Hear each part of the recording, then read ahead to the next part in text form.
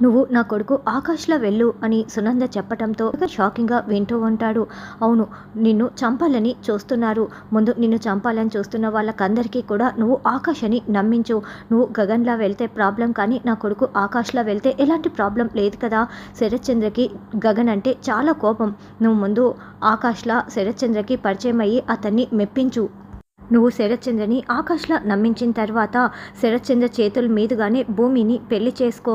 అప్పుడు నువ్వు గగన్‌వని తెలిసిన తర్వాత అతని చేతుల మీదుగానే భూమికి నీకు పెళ్లి చేసి ఉంటారు కాబట్టి నువ్వు గగన్‌వని తెలిసినా కూడా అతనేమీ చేయలేడు. అప్పుడు భూమికి నువ్వు ఉంటావు. వాళ్ళ నాన్న కూడా ఉంటారు. నిన్ను ప్రాణంగా ప్రేమించిన భూమికి నువ్వు చేయాల్సింది ఇదే గగన్. నా కొడుకు చావు నీకు ఉపయోగపడితే తల్లిగా నేను కూడా సంతోషిస్తాను. నాకు అంతకంటే సంతోషం ఇంకేముంటుంది చెప్పు గగన్. నువ్వు కాదనకు గగన్ అని సునంద చెప్తుంది. నేను ఒప్పుకున్నాను మేడం. అయితే ఈ విషయం వెంటనే భూమికి చెప్తాను అని గగన్ వెళ్తుంటే, ఆగు గగన్, నువ్వు భూమికి కూడా ఈ విషయం చెప్పకూడదు. నువ్వు ఆకాష్‌లా నటిస్తానని చెప్తే భూమి ముందు ఒప్పుకోదు. ఒకవేళ ఒప్పుకున్నా కూడా రేపు మీకు పెళ్ళైన తర్వాత ఈ విషయం భూమికి ముందే తెలుసని శరత్చంద్రకి తెలిస్తే కూతురు తనని మోసం చేసిందని అనుకుంటాడు. తన తండ్రిని అలా మోసం చేసి నన్ను పెళ్లి చేసుకోకూడదని కూడా భూమి చెప్తుంది. కాబట్టి నువ్వు ఈ విషయం ఎవరికీ చెప్పకూడదు గగన్. చెప్పకుండానే నువ్వు చేయాలి. భూమిని పెళ్లి చేసుకోవాలి. నా మాట కాదనకు గగన్. నీకు వేరే ఆప్షన్ కూడా లేదు గగన్. అటు మీ అమ్మగారిని, భూమిని, శరత్చంద్రని అందరినీ కూడా నువ్వు సంతోషపెట్టాలి. ఎవరికి ఎలాంటి హాని జరగకూడదంటే నీకు ఇది మాత్రమే ఉంది ఆప్షన్. కాబట్టి కాదనుకు అని సునంద చెప్పటంతో, థ్యాంక్ యూ మేడం. మీరు నాకు పునర్జన్మతో పాటి మీ కొడుకు స్థానాన్ని కూడా నాకు ఇస్తున్నారు. మీరు చెప్పినట్లే చేస్తాను మేడం. అసలు ఇంతకీ ఆకాష్ ఎవరు, ఏం చేస్తుంటాడు, నాకేం తెలియదు కదా అని గగన్ అడగటంతో, ఆకాష్ ఒక రాక్ స్టార్ అని సునంద చెప్తుంది. అలాగే మేడం, మీరు చెప్పినట్లే చేస్తానని గగన్ అంటాడు. మీ రుణాన్ని నేను ఉంచుకోను. మీకు ఏం సహాయం కావాలన్నా నేను చేస్తాను మేడం. ఏం చేయాలి మీకు అని గగన్ అంటే, మీ ప్రాబ్లమ్స్ అన్నీ సాల్వ్ అయిపోయిన తర్వాత నువ్వు నాకు ఒక సహాయం చేయాలి గగన్. అలా సహాయం చేస్తానని నువ్వు నాకు మాట ఇవ్వాలి అని సునంద చేయి చాచి అడుగుతూ ఉంటుంది. తప్పకుండా మేడం, తప్పకుండా మీకేం సహాయం కావాలన్నా నేను చేస్తాను అని గగన్ చేతిలో చేయి వేసి మాట ఇస్తాడు. సునంద ఇదంతా కూడా కూర్చొని గుర్తు చేసుకుంటుంది. అప్పుడే ఇప్పుడు గగన్ మేడం అంటూ అక్కడ రావటంతో సునంద వింటూ ఉంటుంది. మేడం, నా వల్ల కావటం లేదు మేడం. భూమి ముందు ఆకాష్‌లా నటించలేకపోతున్నాను మేడం. ప్రతి విషయంలో కూడా భూమి నన్ను గుర్తు పట్టేస్తోంది. మా అమ్మ చెల్లి నన్ను ఎలాగైతే గగన్ అని అనుకుంటున్నారో అలాగే భూమి కూడా నేను గగన్ అని గుర్తు పట్టేస్తోంది మేడం. నా వల్ల కావటం లేదు మేడం.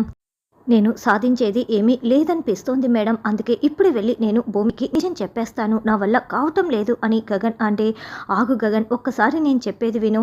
ఇప్పుడు నువ్వు భూమికి వెళ్ళి నిజం చెప్పేస్తావు. అప్పుడు తర్వాత ఏమవుతుంది?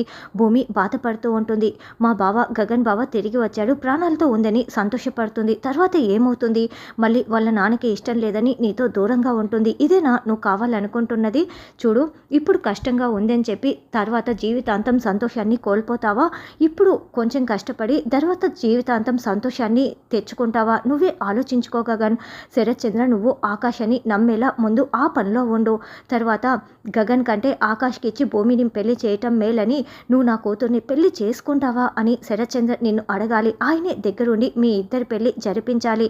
తర్వాత మీరిద్దరూ చాలా సంతోషంగా ఉంటారు. ఆలోచించు గగన్, ఇదే జరగాల్సింది అని సునంద చెప్పటంతో, అవును మేడం, మీరు చెప్తుంటే నిజమేననిపిస్తోంది. కానీ భూమి ఏడుస్తూ ఉంటే నేను చూడలేకపోతున్నాను. ఇప్పుడు శరత్చంద్ర నాకు భూమికి పెళ్లి చేయాలి. నేను ఇదే మాట మీద ఉంటాను మేడం. నేను ఖచ్చితంగా ఇది జరిగేలా చేస్తాను అని గగన్ చెప్తుంటే, నా కొడుకు ఆకాష్ కూడా ఇలాగే ఉండేవాడు గగన్. వాడు ఏదైనా అనుకున్నాడంటే సాధించే తీరుతాడు. నువ్వు కూడా ఇప్పుడు నా కొడుకు ఆకాష్‌లా సాధిస్తానని చెప్తున్నావు. నాకు అదే కావాలి అని సునంద అనడంతో, అలాగే మేడం, వెళ్ళొస్తాను. మేడం, ఇంకొక విషయం నేను అడిగి తెలుసుకోవచ్చా? అసలు ఆకాష్ ఎలా చనిపోయాడు? ఎవరు చంపారు? చెప్పండి మేడం అని ఇఫ్ యూ డోంట్ మైండ్ అని అడుగుతూ ఉంటే, అవకాశం వచ్చినప్పుడు, ఆ సమయం వచ్చినప్పుడు నేనే చెప్తాను. ఇప్పుడు నీ ప్రాబ్లం సాల్వ్ చేసుకో అని సునంద చెప్పటంతో గగన్ వెళ్తాడు. అమ్మ భూమి కూర్చోమ్మా, కాఫీ తాగుదువు, నేను తీసుకువస్తాను అని శారద అంటే, అత్తయ్య మీరే కూర్చోండి, నేను మీకు దిష్టి తీస్తాను, మీరు అసలే చాలా భయపడిపోయి ఉన్నారు అని భూమి లోపలికి వెళ్ళి దిష్టి తీస్తూ ఉంటుంది. ఇరుగు దిష్టి పొరుగు దిష్టి అని తీసేసి అత్తయ్య తూతూ అని ఉయ్యండి అని అడుగుతూ చెప్తూ ఉంటుంది.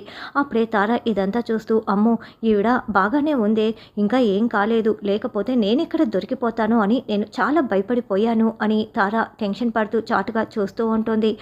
అమ్మ భూమి నాకు చాలా భయమేస్తోందమ్మా, కాసేపు ఉండి ఉంటే ఆ టైం బాంబ్ పేలిపోయి ఉండేది, నేను నా కొడుకు ఇద్దరం చనిపోయి ఉండేవాళ్ళము, సమయానికి నువ్వు వచ్చి కాపాడావు కాబట్టి సరిపోయిందమ్మా భూమి అని శారద అంటే, అమ్మో టైం బాంబా, వాళ్ళు ఏదో పెద్ద ప్లానే వేసినట్లున్నారే, నేను ఇంకా ఇక్కడే ఉంటే ఈవిడికి నేను ఇచ్చిన పాలు గుర్తుకు వస్తాయి అని తార అనుకుంటూ పక్కకు వెళ్ళిపోతుంది. అత్తయ్య అసలు ఏం జరిగింది, మీరు అక్కడికి ఎలా వెళ్ళారు అని భూమి అడుగుతూ ఉంటే, గగన్ చూడమ్మా ఇంకా రాలేదు, నాకు చాలా భయమేస్తోందని శారద అంటుంది. బావా వచ్చేస్తారులే అత్తయ్య, అసలు ఏం జరిగిందో చెప్పండి అని భూమి అడగటంతో, ఏమోనమ్మా చివరగా తార ఇచ్చిన పాలు తాగాను అంతే, కళ్ళు తెరిచి చూసేసరికి అపూర్వ సూర్య నన్ను కట్టేసి ఉన్నారు అని శారద చెప్తుంది. అవునా అత్తయ్య, నేను ఇప్పుడే వస్తానని భూమి అంటుంది. భూమి చాలా కోపంగా తార దగ్గరికి రాగానే, ఏంటి భూమి, గగన్ గారు నా చుట్టూ తిరుగుతున్నారని చెప్పి నీ చుట్టూ తిప్పుకోవటానికి ప్రయత్నించటానికి వచ్చావా అని వెటకారాలాడుతూ ఉంటే, ఏయ్ అత్తయ్యకి ఇచ్చిన పాలలో ఏం కలిపావే చెప్తావా లేదా అని భూమి నిలదీస్తూ ఉంటుంది. ఏం మాట్లాడుతున్నావు, అత్తయ్యకి ఇచ్చిన పాలలో నేను కలపటం ఏంటి, షుగర్ కలిపాను అంతేనని తార అంటుంది. అప్పుడు వెంటనే భూమి తార చెంప పగలగొట్టి, ఆవిడ తాగిన పాలలో నువ్వే ఏదో కలిపావు, సూర్య అపూర్వ నీతో ఏం చెప్పారు చెప్తావా లేదా అని భూమి నిలదీస్తూ ఉంటే, వాళ్ళు నాతో ఏదో చెప్పటం ఏంటి, నేనేదో కలపటం ఏంటి, నీవు ఏం మాట్లాడుతున్నావో అర్థమవుతోందా అని తార నిలదీస్తూ ఉంటుంది. చూడు నువ్వే ఏదో కలిపావు, నేనైతే నిన్ను చూస్తూ ఊరుకోను అని భూమి మరొకసారి తార చెంప పగలగొట్టి, నిజం చెప్తావా అని నిలదీస్తూ ఉంటుంది. నాకేం తెలియదని చెప్తుంటే నీకు అర్థం కావటం లేదా, నువ్వు నన్ను కొట్టావు కదా, చూడు గగన్ గారు వచ్చిన తర్వాత నువ్వు నన్ను ఎలాగైతే కొట్టావో నీతో గగన్ గారి చేత అలాగే కొట్టిస్తాను అని తారా చెప్తుంటే, వెళ్తున్న భూమి మళ్ళీ ఇంకొకసారి తార చెంప పగలగొట్టి, అత్తయ్యకి ఏమైనా జరగాలి, నువ్వే కారణం వహిస్తావు అంటూ వార్నింగ్ ఇచ్చి వెళ్తుంది.